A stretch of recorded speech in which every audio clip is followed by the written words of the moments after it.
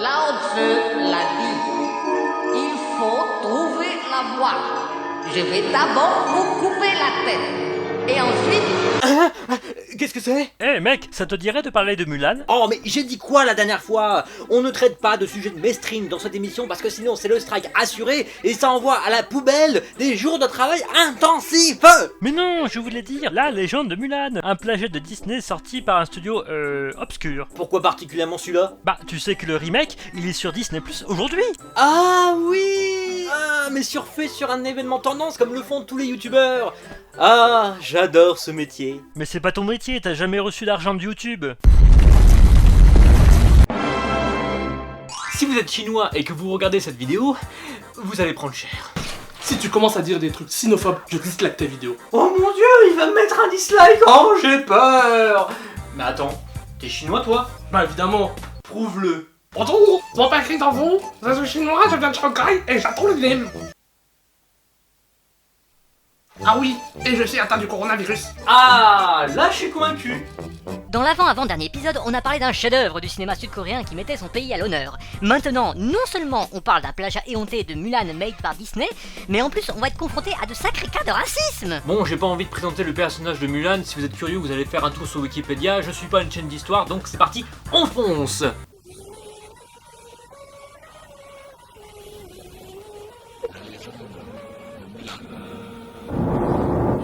Ça commence bien en termes musical. Waouh, quel jeu d'acteur du siècle. Dès le début, on note quelques erreurs d'animation minimes, quand même, qui me rappellent déjà des vomissements visuels causés par le visionnage des Dingo Pictures et autres cartoons déjà abordés par l'émission. Oh, des champignons! Waouh, quel jeu d'acteur du siècle. Mais comme celui-ci est gros!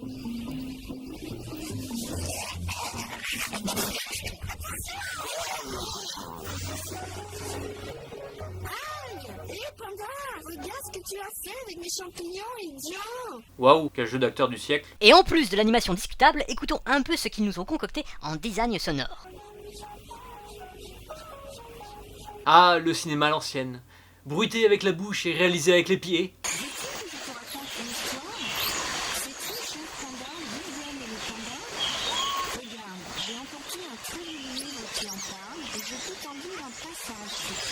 Putain, mais comment peux-tu raconter ton histoire avec ta voix monocorde que tu garderas jusqu'au générique de fin? Là, vivaient des ours noirs et des ours blancs, et c'étaient les ours les plus heureux du monde.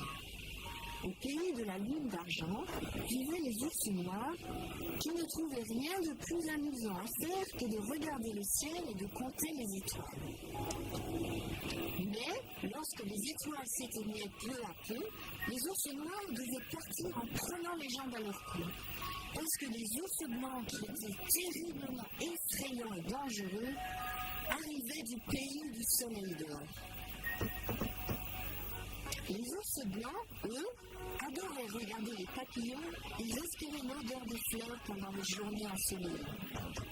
Non mais stop là, on arrête le massacre là. Bon, en fait, elle raconte une histoire soi-disant que les ours noirs sont très gentils et que les ours blancs sont très méchants. Bah alors, tu n'as pas de blague à dire là-dessus? Vu certains événements qui ont survenu il y a pas longtemps, on va éviter. Ah, quelle horreur ce passage! Non seulement ils te font une histoire à deux ronds avec un message pas du tout discret sur le métissage, mais ça donne aussi une sorte de point de non-retour, là où tu sais que ça va empirer pour la suite. Et donc après, sans raison, la jeune Mulan se voit en carrière dans les temps. Quel rapport avec ce qui a précédé? À aucun moment elle n'a parlé de ses rêves d'être une grande guerrière. Cette femme est un robot. On est d'accord? Écoute, j'étais assise au bord du lac et je regardais dans l'eau. Et là, je me suis vu en armure comme dans la pièce à côté. Exactement comme un vrai guerrier dangereux. Bien sûr que tu ne regardais pas avec les yeux fermés. Mais c'était vrai! Tu sais, Mulan, il y a des années, mon père m'a dit une fois un très vieux proverbe chinois. Quand tu attends un cheval, ton cœur même se met à battre au rythme de ses sabots. Et une armure ne fait pas de toi un guerrier. Alors, j'ai rien compris, mais je pense qu'il a raison. Même le père joue mal! Comme quoi le talent c'est vraiment héréditaire. J'espérais qu'un jour je deviendrais un aussi grand guerrier que toi. N'est-ce pas? C'est seulement quand tu te réveilles. Eh ben ça, par exemple, ça veut absolument rien dire, mais l'effet reste le même. Allez, mes braves! Allez, venez, grands guerriers! Venez tenter votre chance. Seul le meilleur tireur gagnera un prix. Hé, bande d'idiots, c'est pas moi la cible. Waouh, quel jeu d'acteur du siècle.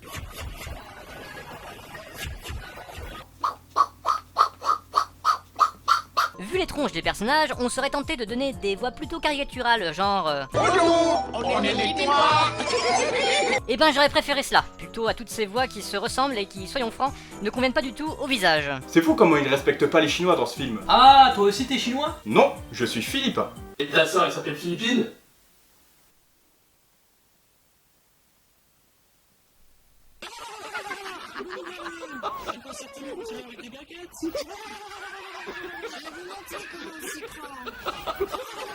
Tais-toi.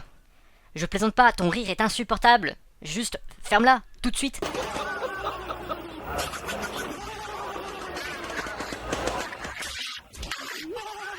Ta gueule! S'il te plaît ta gueule, je t'en supplie, c'est insupportable! Quand un rire simulé est aussi irritant qu'un jeu d'acteur raté, ça veut dire qu'on a atteint le fond du fond du fond du fond du fond du fond du fond du fond. Et tu sais, Panda, Papa ne m'a même pas félicité. Il n'a rien dit du tout.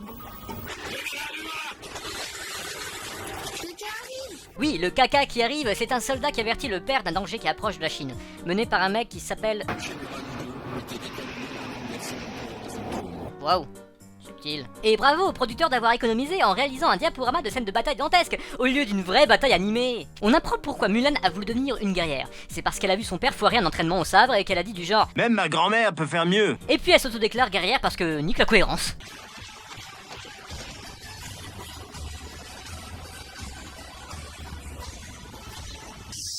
Je suis un ninja. Aïe!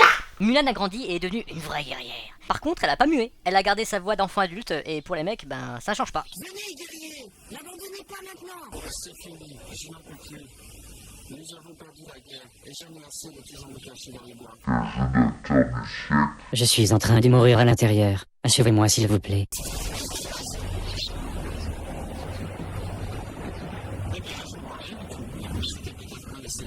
Des lapins avec un arc et des flèches, bien sûr. Peut-être qu'ils s'en servent pour attraper des carottes. Je suis mort de rire. Waouh! Quel jeu d'acteur du siècle!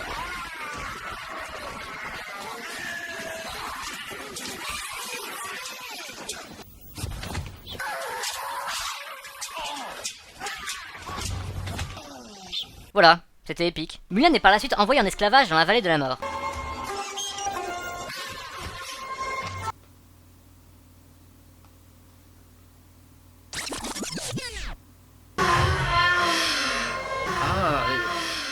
Non mais les animateurs sont vraiment des gros pervers, c'est indécent!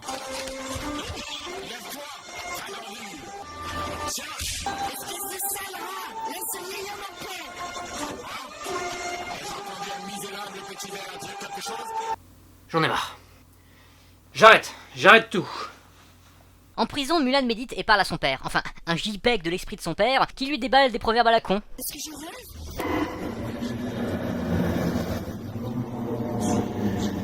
Ça veut absolument rien dire, mais je trouve que c'est assez dans le ton. Mulan se sert de son médaillon en caoutchouc pour invoquer un pigeon qui va emmerder un garde. Et depuis quand les orques sont les ennemis des Chinois? Ou alors voudrait-il sous-entendre que les Asiatiques en général ressemblent aux orques? Ah, c'est le moment de jouer le représentant de la minorité stigmatisée, Yellow Lives Matter. Mais non, pas de propagande poétique, c'est pas le moment! Mais bordel, j'ai le droit. Donc évidemment, Mulan peut s'enfuir et va à la montagne pour chercher un remède, enfin, je ne sais plus quoi. Ah oui, c'est vrai, on s'en balèque de l'intrigue. Le petit singe emmerde Mulan, ils tombent tous deux dans un trou, scène durant laquelle on entend la doubleuse originale et la doubleuse française crier en même temps. Et ensuite, Et à part ça, sinon, quoi de beau? et tombe dans un barbecue géant. Et affronte un monstre barbecue.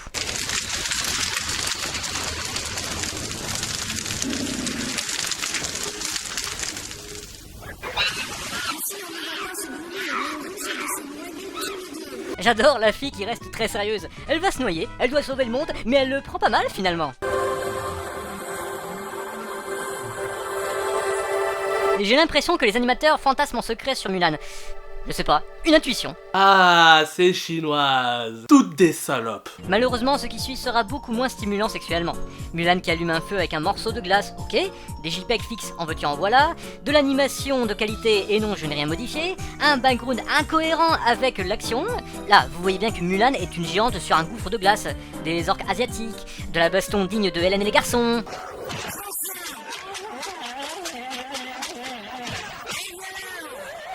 Et après tout ça, Mulan finit par rentrer et découvre le grand dragon qui ressemble à rien.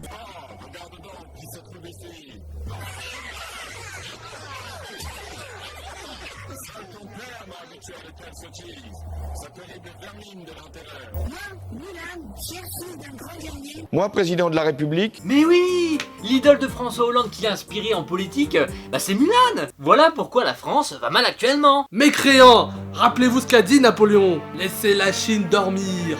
Quand la Chine se réveillera, le monde tremblera. Ah bah actuellement c'est pas trop un réveil mais une belle gueule de bois qu'on se prend dans le monde. Oh mais c'est de l'acharnement à dire que les Chinois sont tous responsables des malheurs d'aujourd'hui. Ce n'est pas juste de l'acharnement, c'est juste que les gens en ont plein le cul des Chinois. Bordel. Mais putain, tu vas Non, arrêter.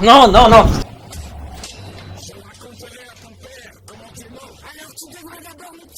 Waouh, quel jeu d'acteur du siècle.